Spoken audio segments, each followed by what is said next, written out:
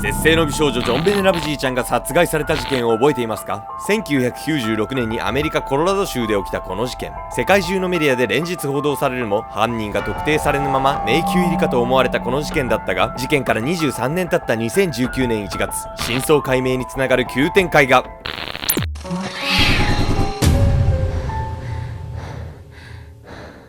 はい、どうもアルコメトリーのケンちゃんです。お待たせ、みんなの心の北海道ヤミコや。もう開けずにしまえよこ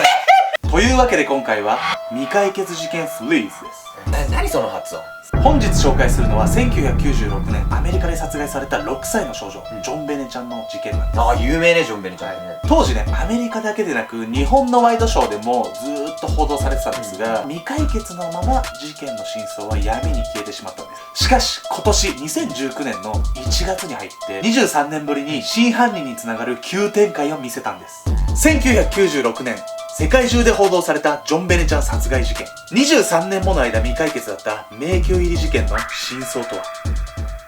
無残に殺害された美少女。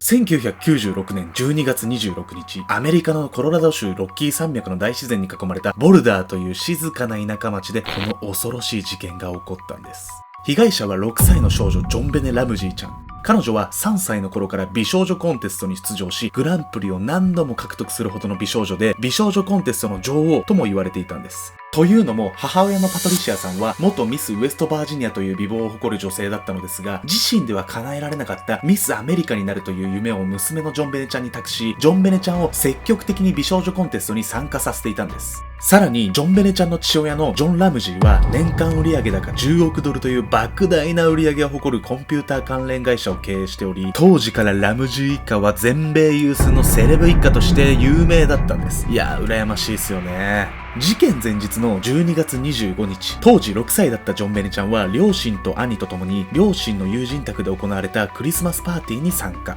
遊び疲れたのか、その帰宅途中の車で眠ってしまい、ジョンベネちゃんは父親によってベッドまで運ばれます。そして翌日の12月26日、事件が起こります。早朝5時52分に母パトリシアが自宅の階段で2枚半にわたった手書きの脅迫状を発見。脅迫状は3枚あり、そこには娘を授かった、誰にも知らせるな、警察に通報したら 99% 娘の命はない、11万8000ドルを用意しろと書かれており、さらに脅迫状の末尾には SBTC ビクトリーと意味不明な一文があったんです。急いで部屋を確認すると、そこにジョンベネちゃんの姿はありませんでした。慌てたパトリシアはすぐにボルダー警察に通報。すぐさま駆けつけた警察が捜査に当たりますが、午後になってもジョンベネちゃんは見つかりませんでした。その後、警察から念のため家の中をチェックしてほしいと依頼された父ジョン。そこで地下室を覗くと、ワイン貯蔵室に見覚えのない白い毛布にくるまれたものを発見します。恐る恐る毛布を広げてみるジョン。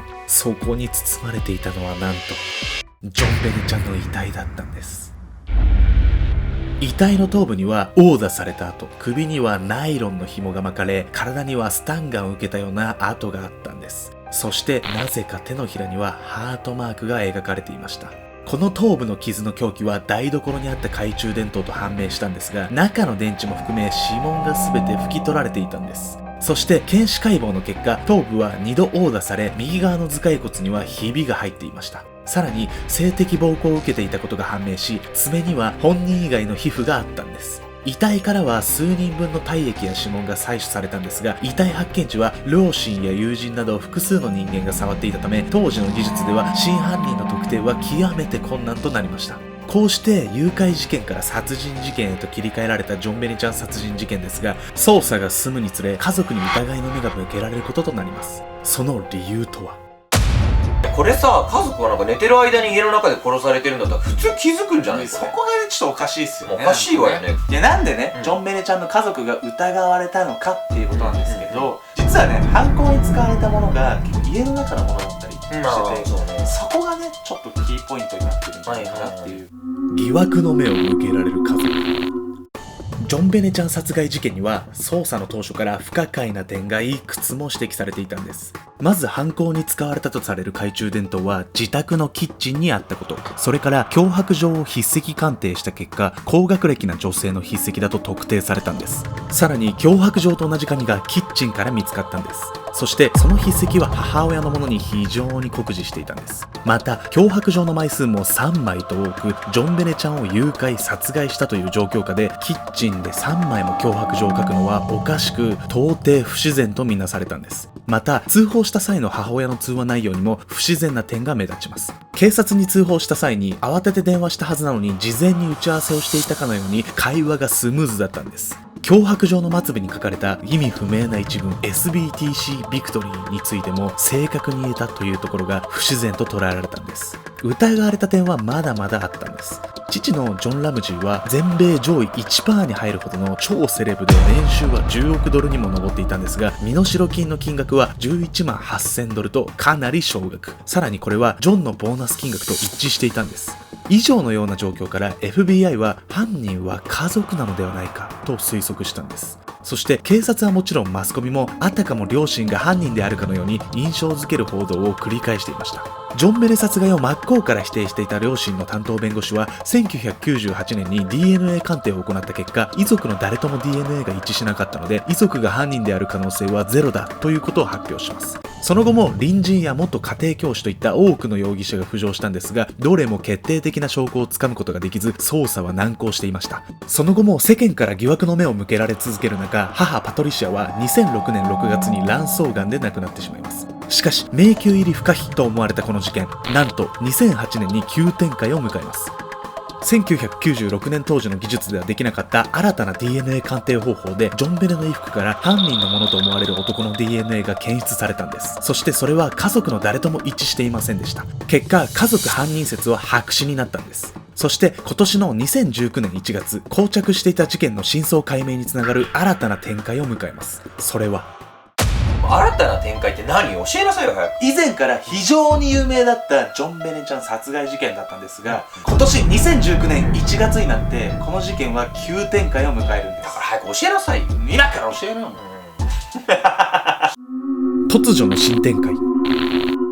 家族犯人説が白紙となり迷宮入りに思われたジョン・ベネちゃん殺害事件でしたが、2019年1月10日付のイギリスデイリーメール紙から衝撃の報道が飛び出します。なんとジョン・ベネ事件の真犯人が自供したというのです。その真犯人というのが現在コロラド州の刑務所に収監されており、児童虐待の容疑で現在10年の刑を受刑中のゲイリー・オリバーという男。しかし一体なぜオリバーは自身が真犯人であることを自供したのでしょうか。その裏にはある男の説得がありました。その男の名はマイケル・バイル氏。彼はオリバー受刑者の高校時代のクラスメートであり、ある経緯からジョン・ベネ事件にはオリバー受刑者が関わっているという確信を持っていたんです。彼はオリバーが自供することを願い、以前からオリバーと連絡を取り続けていたというのです。バイル氏はなぜそのような確信を持っていたのでしょうか。事件の発生した1996年、バイル氏は事件発生直後、全米中に報道される前にオリバーから気がかりな電話を受けていたんです。オリバーはその時泣きながら小さな女の子を傷つけてしまったと語ってきたというのです。それ以来ジョン・ベネちゃんを殺したのはオリバーなのではと疑っていたといいます。そしてその疑惑は確信へと変わります。なんとオリバーはバイル氏へ宛てた手紙の中でジョン・ベネちゃんの殺害を認めていたんです。そこには今まで会った誰よりもジョン・ベネを愛していた。なのに彼女をうっかり離してしまったために頭蓋骨がパカッと割れてしまった。俺は彼女が息を引き取るのを見届けた。あれは事故だったんだ。信じてくれ。彼女は他の子供たちとは違っていたんだ。と書かれていたんです。気持ち悪いな。また別の手紙にはジョン・ベネは俺を完全に変えた。俺の中の悪を全て取り除いてくれた。彼女の愛らしい顔、輝く肌、まるで女神のような完璧な体を一目見ただけで他の子供たちを殺したのは間違いだったと気づいたんだ。だけど事故で彼女を死なせてしまった。あれは俺のせいだ。と書かれているんです。これもキモいな。1996年当時、オリバーは性犯罪者リストに登録されており、登録先の住所はラムジー一家からそれほど遠くはありませんでした。また、ジョン・ベネ殺害後に行われた通夜の会に出席していたとも報道されています。しかし、バイル氏からたびたび通報を受けていたにもかかわらず、警察がオリバーを容疑者として挙げたのは2000年になってからのことだったんです。この時、彼は別の容疑で逮捕され、警察が取り調べたところ、所持品からジョン・ベネの写真とジョン・ベネ参加と題した自筆の詩、そしてスタンガンが発見されました。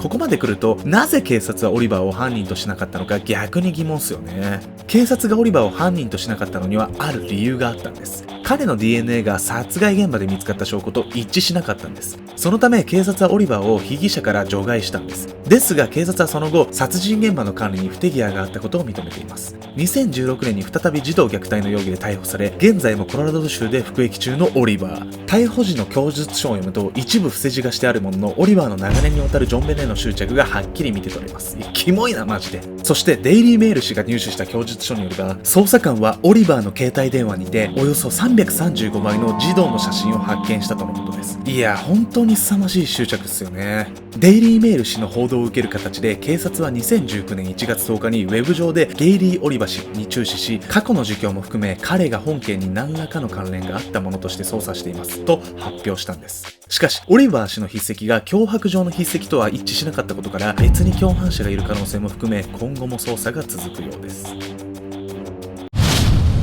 あなたは地図に載らない村があるのをご存知だろうか。それは福岡県にあるとされる恐怖の集落、犬鳴村。数々の恐怖伝説が語られる犬鳴村に隠された悲惨な歴史とは。ジョンベネちゃんのお父さんの年収覚えてるかな。